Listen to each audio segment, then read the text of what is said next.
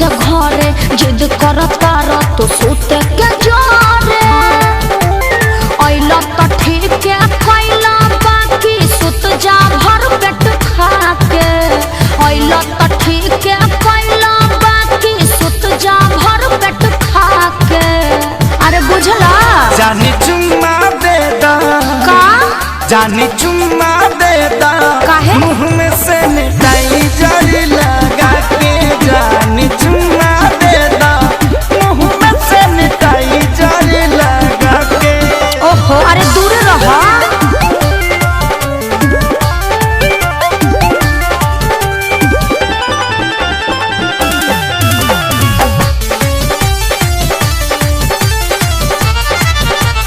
मिलल तनी छुट्टी आनी कसहु लुका के अच्छा कटा करल आधा पेटा खा के का बताई। अच्छा कुछ दिन ना दूर हमसे रह पिया देहिया पाया के जनी ढह पिया पता बा हमारा काहे खातिर आइल बड़ो गुत्ता के पता बा हमारा काहे खातिर आइल बड़ो गुत्ता के जौन सोचत बड़ा ना होई जानी चुम्मा दे दा चुप रहा जानी चुम्मा दे दा ना मनवा सैनिटाइजर लगा के जानी चुम्मा दे दा मुँह में सैनिटाइजर लगा के। और जीत काहे पहले बड़ा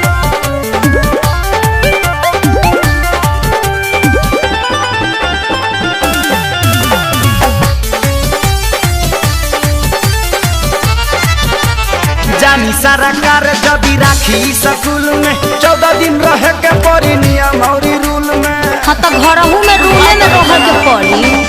मन बना बात तो खेसारी पछतैब अपने तो जैब संगे घर भर ले जैब